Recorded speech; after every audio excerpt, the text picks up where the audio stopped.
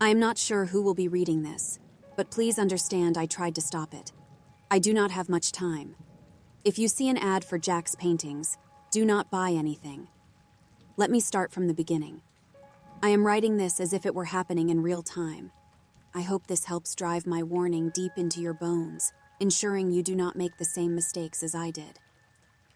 1 year after I married the love of my life, we bought a new house. We had been trying for a baby for a couple of months and needed something to fit a family. Max dreamed of being a dad, and due to his job in child psychiatry, we had a decent income. I had a smaller salary due to the fact I was an underpaid writer for Getty Publications. But I loved to write, and in my current position, if I was getting views and the content was relevant, they did not care what I wrote about. I loved the freedom I had. It was not until we moved into our dream home I realized the walls were bare. Thus began my deep dive into all things decoration. I quickly began to fill up the empty spaces, leaving Max's office the last room to be finished. "Eleanor, look!" I heard Max yell, causing me to jump up from my spot on the couch. "Jesus, Max, I almost had a heart attack," I replied while laughing. Looking back at him, I saw he had a huge grin spread across his face. "You will never believe what I found an ad for," he practically yelled while rushing to my side on the couch. He turned his laptop so we could both see the ad. "The last painting ever made by James Heumann is now in our inventory. For the low price of $50,865, you can be the owner of the priceless piece of art." My eyes were drawn to the painting. It depicted a young woman holding an umbrella in a tsunami. Her face was half covered by the umbrella, leaving only her left eye exposed. She had long black hair that flowed in the wind behind her. Looking at the picture, I found the title. "You're Next." I had a weird feeling creep through me after reading the title. I instinctively looked over my shoulder into the now dark hallway. Wait, dark? I began to think I sat down at 11:30 this morning. Pulling my eyes away from the screen, I turned my head to look at Max, but he was off. His grin was now ripping the seams of his cheek as if he had too many teeth to fit his mouth. Something was wrong. My body was frozen in fear, leaving me defenseless. Something moving on Max's shoulder caught my attention. Unable to turn my head, I moved my eyes as far as they could go. It looked as if there was a pale hand gripping his shoulder. The hand began to move toward my position on the couch. All I could do was scream. Jolting up, I realized I had fallen asleep, but it felt as if something sucked out all of my energy. "You're awake!" Rubbing my eyes, I turned towards the source. Max was sitting at the end of the couch, his face full of concern. "What happened?" I asked, my voice hoarse as if I had been screaming. I mean, I was screaming, but it was in my dream. Wasn't it? Max pulled me into his chest, and I could smell the earthy scent of his favorite cologne. "Ella, are you okay? We were talking about the painting, and you just dozed off. You seemed tired, so I didn't try to wake you." His face and voice were both full of concern. "I'm okay, don't worry," I replied, masking my face with a fake smile. Moving from my spot on the couch, I began to make my way to the kitchen. I turned back to face him. "Let's have dinner. I'm making spaghetti." His eyes lit up like a kid on Christmas. I could not stop the laugh that erupted from my mouth. It felt like everything was back to normal. As we were eating, Max dropped a bombshell on me. "I bought it!" he exclaimed. I knew exactly what he was talking about. I tried not to let my fear show. "Are you sure we can afford it?" I asked, knowing our current financial situation was far from struggling. "Of course we can!" he yelled in excitement. "Eleanor, we can afford whatever we want. The days of deciding between bills and rent are over." With nothing left to say, we finished our dinner in silence. The next day, there was a knock on the door. Max had already left for work, so I checked the peephole to see who it was. On the porch stood a delivery man. I opened it and was greeted by a friendly voice. "Hi, are you Mrs. Alder? I have a package from Jack's Paintings."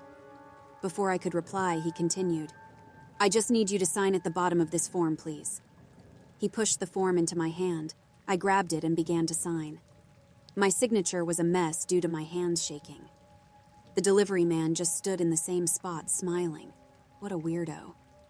I handed the form back and he began to pick up the painting. All right, miss. Please show me where you would like this hung up.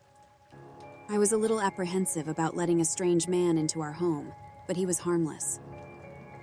Plus, the bear mace I kept handy was sitting in my back pocket. I led him to Max's office. You can put it on the wall behind his desk. He got to work, and within minutes the painting was up. The delivery man turned back towards me. All right, Mrs. Alder, anything else I can do for you? I shook my head no and led him back to the front door. He stopped just before he was fully out. You have a good day, miss, and enjoy the painting. And with that, he headed back towards his delivery truck. I shut the door. It seemed as if the house had become darker. I could not stop the anxious feeling that crept through my body. Things began to change slightly, and it was hard to notice, such as Max forgetting something I told him, or looking different from the day before. But as the weeks went on, huge changes were taking place, especially on the day of the incident. We had planned to visit Hawaii for years, and finally got the chance to do so. He seemed paler and less outgoing, but we still had fun, although I woke up one night to him standing over me with a grin that stretched too wide for anyone normal. I rubbed the sleep from my eyes, and he was asleep next to me, so I just assumed I had dreamt the whole thing. After we got home, Max said he had to get a few things from the store, so he dropped me off. After going inside, I headed for our bedroom to unpack when I noticed his office door was ajar. I saw a light flickering from inside and heard the ending theme of our favorite show. Thinking he left his computer on while we were gone caused me to enter his office, heading for the computer to turn it off. When I moved behind his large monitor, my heart dropped, and the blood-curdling scream that came from me did not even wake him. I barely saw it, but something black and long slithered back into the painting, which had now changed. The background was completely dark, and you could just make out the outline of the man. Wait, a man? It was a girl, or was it a woman? My eyes took a minute to adjust to the dimly lit room. Looking down, my heart jumped out of my chest. Max? Why was he in here, and why is he on the floor? I bent down and began to shake him. He did not even flinch, but I could hear him breathing softly as if he were hibernating. I began to shake him harder, and as I was about to get up and get water to throw at him, he began to stir and sat up. He looked like a wild animal. His eyes were bloodshot, his face was blotchy, and he had small circles on his arms. Max, when did you get back? He looked at me but was dazed and confused. Elle, is that you? Whoa, what happened? He managed to stutter out between breaths. What do you mean, what happened? We just got back from our trip. I thought you were going to the store. He looked even more confused, but something moving behind him caught my eye. The painting changed. The outline was more visible, and my heart sank. It was Max. He was frowning as a large clown with a horrible grin leaned over him. Most of the clown's body was covered by shadows. Wait, were the shadows moving? Max cried out, causing me to jump back. Eleanor, go, please, he began to plead. I shook my head until he lifted his shirt. Black worm-like creatures covered his body. They looked like leeches with eyes, and I saw holes where a few of the creatures had made their way inside his body. I began to scream and cry, trying to pull the creatures off of my husband. But every time I pulled one off, another one filled its spot. Max pushed me back, and that is when I saw the source of the creatures. They were coming from the painting. I rushed to the wall and began to pull at the painting, but it would not move at all.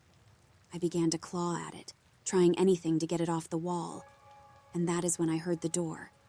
The next thing I heard turned my blood ice cold. Ella, they only had mint chocolate chip from Barney's, so I bought a few other brands for you to try. How was Max in the other room, and next to me, I looked down at the floor to see my husband gone. The spot where he once lay was a dark green color. I looked back once again, and there he was, wearing his favorite low TR shirt, frowning under the clown. I began to reach out when I heard a voice. Eleanor, you know you're not supposed to be in here. James will not like this. James? The man who made this painting? I spun around to face my husband. He gave me a toothy grin, but his teeth were not human. They were way too sharp. I had to get out of here fast. Without a second thought, I charged at the thing pretending to be my husband and dashed for our room. I locked the doors and grabbed my computer. And now, dear readers, you are caught up. I can hear the impersonator breaking the door down, meaning my time is limited. Yet I feel weird. Wait, the painting of the sunset above our bed has changed. Has the girl in the painting always looked like me?